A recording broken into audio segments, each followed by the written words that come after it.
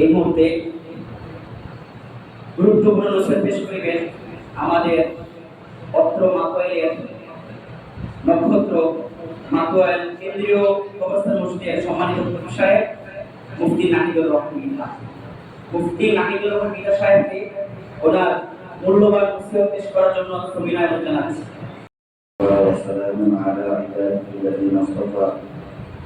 আল্লাহ রাব্বুল আলামিনের দরবারে লাখো কোটি শুকরিয়া যে আল্লাহ রাব্বুল আলামিন আমাদেরকে তার একটি পবিত্র হুকুম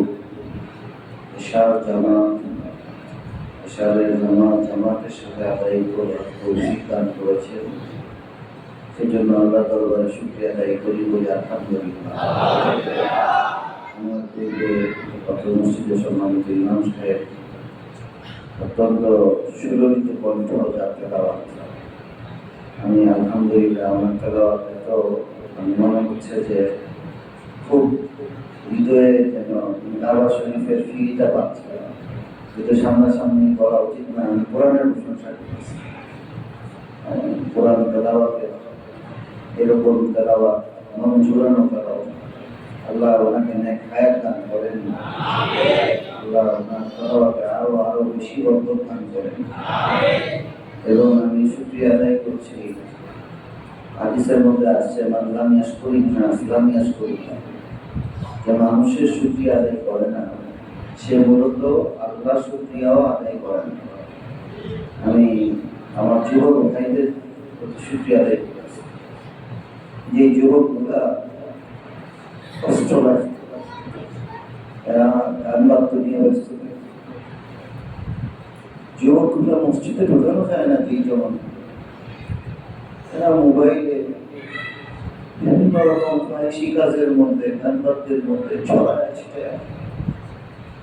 কষ্ট হয়। মুসলমান বাবা মুসলমান, মা মুসলমান, মানুষের সবগুলোটাই মুসলমান। এমন না যে দাদা হিন্দু ছিল, এমন না যে মানে দাদি অন্য ধর্মের ছিল, তাই একটু ছাড়া সবাই মুসলমান। হজ করে সন্তান সে পুরা কুফরি কাজে ঠিকাদারি নিয়ে মানে একদম গান বাদ্য করে সারা এলাকার মানুষ ঘুমাইতে দেয় না। কি একটা অবস্থা! এই যুগে এই সময়ের মধ্যে এসে এই মুসলিমে কিছু যুবক যে আল্লাহর জন্য দিনের জন্য দাঁড়াইছে, ওদেরকে আল্লাহ তাআলা একটা যুবককে যদি জাহান্নাম থেকে বাঁচাইতে পারে, একটা যুবক যদি জাহান্নাম থেকে ফিরে আসতে পারে। রাসূলের অনেক সাহাবী স্বপ্ন দেখছে, যেমন সাআদ রাদিয়াল্লাহু আনহু, তিনি ঘুমের মধ্যে যুবক স্বপ্ন দেখছে কালো একটা ছায়া তাকে গ্রাস করে নিয়ে গেছে, জাহান্নামের আগুন তাকে গ্রাস করতেছে। আর এই কালো আগুনের গ্রহণ থেকে আল্লাহ তাআলা আবু বকর সিদ্দিককে, জুবাইর রাদিয়াল্লাহু আনহু, হযরত আলী রাদিয়াল্লাহু আনহু, তারা এই আগুন থেকে বের হয়ে তারা যেন কোথায় গেল বা মুক্তি পাইল। এই স্বপ্নটা দেখাইছেন আল্লাহ কাকে? হযরত সাদ রাদিয়াল্লাহু আনহু। তখনও তিনি কাফের, তখনও তিনি মুসলমান হন না। তিনি মুহাম্মদ রাসূলুল্লাহ সাল্লাল্লাহু আলাইহি ওয়াসাল্লামের কাছে আসলেন। এসে আল্লাহ রাসূলের কাছে এসে দ্বীনের কথা শুনলেন এবং বাকি তিনজনের মধ্যে হযরত আলী রাদিয়াল্লাহু আনহু, হযরত আবু বকর সিদ্দিক রাদিয়াল্লাহু আনহু, ওনাদের দেখা দেখি তিনিও মুসলমান হয়ে গেলেন। এই যুবক মুসলমানদের মধ্যে বলা হয় এক নাম্বার আলী, তারপরে পুরো সব মুসলমানদের মধ্যে মানে 3 নাম্বার, কেউ কেউ বলে 4 নাম্বার। একজন দুইজন মুসলমান। কেমন মুসলমান হয়েছেন? আল্লাহ ঈমান দিয়েছেন। পুরো দুনিয়া কাফের, যেখানে পুরো দুনিয়া কাফের, ওনারা মাও মুসলমান। উনি গেছেন বাসায়, যখন জানতে পারছে ওনার মা যে সাদ মুসলমান হয়ে গেছে, মা বলতেছে আজকে থেকে তুমি আমার ছেলে নও, তুমি আমাকে মা বলে ডাকতে পারো। আর তুমি যতক্ষণ না ইসলাম থেকে আবার তোমার ধর্মে ফেরত আসবে ততক্ষণ পর্যন্ত আমি কসম করতেছি লা তার উজ্জার নামে নাউজুবিল্লাহ কত কাফের লা তার উজ্জার নামে আমি কসম করতেছি আমি আর কোনো খাবার পানীয় কোনো কিছু খাবার খাবো না। সারাদিন ছেলেটা বসে বসে কান্নাকাটি করে বলছে বুঝেছে মানুষ মা তোমাকে যদি আল্লাহ 100 বার জান কবজ করার পর আবার রিটার্ন করে জান দিয়ে দেয় তবুও আমিও আল্লাহর নামে কসম করতেছি শপথ করতেছি আমিও আল্লাহর দিন থেকে এক চুল পরিমাণ আমি সরব না। মা কথার মধ্যে মা অটল ছেলের কথার মধ্যে ছেলে অটল মজবুতি থাকতে হবে ভাই যারা ছোট ভাইরা কাজ করতেছেন আজকে শুরু করছেন কালকে যেন বন্ধ না হয়ে যায় মজলিস বন্ধ হোক আমার যেন বন্ধ না হয় আমি যেন ভাই মারা যাই মজলিস হইতে পারে নাও হইতে পারে আমার সাথে কেউ থাকতে পারে নাও থাকতে পারে কেউ আমাকে বাহাবা দিতে পারে কেউ আমাকে ফুলের মালাও দিতে পারে আবার কেউ আমাকে জুতার বাড়িও দিতে পারে আমি যেন আল্লাহর রাস্তা থেকে সরে না যাই এই ইস্তেকামত থাকতে হবে যদি থাকে সাহাবায়ে কেরাম যেভাবে নিজের ঈমান আনার পর তার মজবুতের কারণে বাকিরা ঈমান আনছে ইনশাআল্লাহ যদি আমাদের যুবক ভাইরা তারাও যদি মজবুত করে ধরে রাখতে পারে ইনশাআল্লাহ কার্যক্রম থেকে মনে হচ্ছে আশা জাগতেছে যদি এইভাবে মজবুত হয়ে তারা কাজ করে আল্লাহ তাআলা কবুলিয়তের মালিক আল্লাহ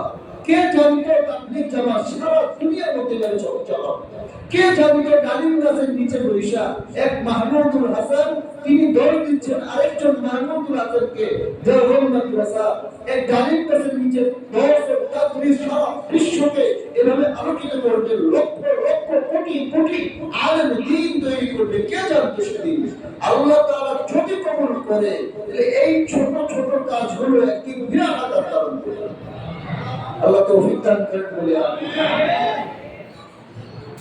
সাদ রাদিয়াল্লাহু আনহু পরের দিন মাকে রিকোয়েস্ট করতেছে মা শুনে না তৃতীয় দিন মা শুকায় গেছে 3 দিন ধরে না খাওয়া জান বের হয়ে উপক্রম জান বের হয়ে যাবে কিন্তু কোনোভাবেই মাও মানে ছেলেও মানে না এখন সবাই বলতেছে এই মহিলাকে আর বাঁচানো সম্ভব না 3 দিন 4 দিন না খেয়ে এমনি ভয়ভীত এমনি নানা রোগে জর্জরিত তার মধ্যে যদি 3-4 দিন না খেয়ে থাকে মানুষ কিভাবে বাঁচবে একদম প্রায় মৃতপ্রায় অবস্থা আর এই সাদ রাদিয়াল্লাহু আনহু ওনার ব্যাপারে পুরো মক্কায় সব জায়গার মধ্যে প্রসিদ্ধ ছিল তিনি খুব মা ভক্ত ছিলেন এবং না অন্যান্য সন্তানদের মতো আমার খবর নাই বাবার খবর নাই এমন ছেলে সাদ না সাদ খুব মা ভক্ত ছিল যখন জান চলে যাবে তখন আবার বলে মা তুমি মারা যাচ্ছ আমার কিচ্ছু করার নেই আমি ঈমান এনেছি লা ইলাহা ইল্লাল্লাহ মুহাম্মাদুর রাসূলুল্লাহ আমি এখান থেকে ফিরব না মা যখন দেখার উপায় নেই তখন মা খাওয়া দাওয়া শুরু করছে বলছে ইস্তেকাম নবীজি এইভাবে সাহাবায়ে কেরাম তৈরি করছেন যুবক পরবর্তীতে মা মুসলমান তো যুবক আল্লাহ তাআলা কবুল করছে মজবুত থাকতে হবে ইসলাম কি জিনিস আমরা বুঝি না ইসলামের ছায়া আমরা জানি না ইসলামের সুশীতল বাতাস আমাদের গায়ে লাগে নাই আমাদের গায়ে বিভিন্ন রকম বিভিন্ন রাজনীতির গন্ধ আমাদের শরীরের মধ্যে আছে ইসলামী মজলিস কিনা বলেন সবাই বলেন এটা কি ইসলামী মজলিস কিনা ইসলামী মজলিসে ইসলামী কথা বলবো রাগ করবেন না তো রাজনীতি করার বক্তব্য নিষেধ আছে যদি নিষেধ থাকে তাহলে তার ইসলামী হলো না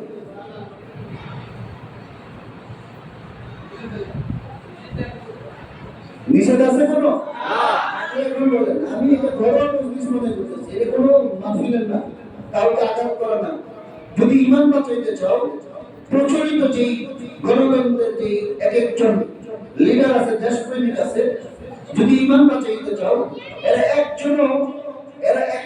একটা দল তারা হকের উপর নাই ঘুরাইতেছে না, এগুলো সাপোর্টার হইয়া কবরে যায় না ভাই, জাহান্নামে যাবে। গাইন মান বুঝি না, সোজা কথা, এগুলো বলে দিলে সমস্যা হয়।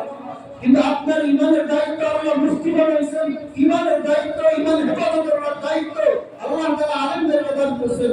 আলেমরা হক কথা বলবে, মানে না মানে তোমার ব্যাপার, তুমি আওয়ামী করবে না বিএনপি করবে তোমার ব্যাপার, কিন্তু আওয়ামী লীগ ইসলামের কথা বলে না, বিএনপি ইসলামের কথা বলে না।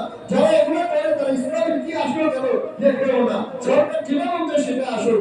আমি ইসলামী বলতেছি আমার রাস্তা করতে হবে মৃত্যু পর্যন্ত। যারা এই সমস্ত গণতন্ত্র তন্ত্রমন্ত্র বলে এদের পক্ষে আমরা মুসলমানরা থাকতে পারি না। এবার দেশের মধ্যে 5টা লোক যদি বলে যে আমি আওয়ামী লীগ না, আমি বিএনপিও না, আমি মনে করি আজকে মধ্যে সাকসেস। ওখানে জেলে কত করবো বাস্তবায়িত, যখন যে বিরোধী দল হবে সেই বাস্তবায়িত। কার বাস? তোমার বাপের বাস করেছো, তুমি যে বাস ঘুরাইলা, তুমি যে মানুষ হত্যা করলা, তুমি যে ককটেল মারলা, কার গায়ে মারলা? আমার গায়ে মারছো, আমি তোমার গায়ে মারছি, তুমিও জনগণ আমিও জনগণ, আমরা মারামারি করতেছি, ফাইনাল উঠতেছে তারা মুসলমানদেরকে বেকুব বানায়া, আর গতকাল আমাদের রক্ত চুষে দেওয়া। এই কথাগুলো বলার লোক নাই, বা বললেও লাভ নেই, বলে না কেন? বললেও লাভ নাই, কেমন বেকার? যার লোক আছে মরা পর্যন্ত লোক এই লোক পাবে, যার ধানের শীর্ষে মরা পর্যন্ত না, আল্লাহ কলিদের মতো কেমন হয়ে গেছে? হেদায়েত আসবে কোথা থেকে? হেদায়েত আসবে কোথা থেকে? নেতৃত্ব হারাম। কিয়ামত পর্যন্ত রাসূল বলেছেন, বুখারী শরীফের হাদিস, যে কিয়ামত পর্যন্ত এই হুকুম চলবে, নেতৃত্ব কখনো হারাম হবে না, হালাল হবে না।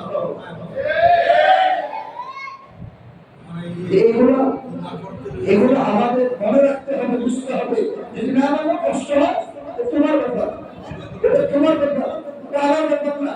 আমার ব্যাপার হলো হক কথা বলা, আমার ব্যাপার হলো হালাল হারাম বলা, আমার ব্যাপার হলো যেটা ইসলামে আছে সেটা বলা।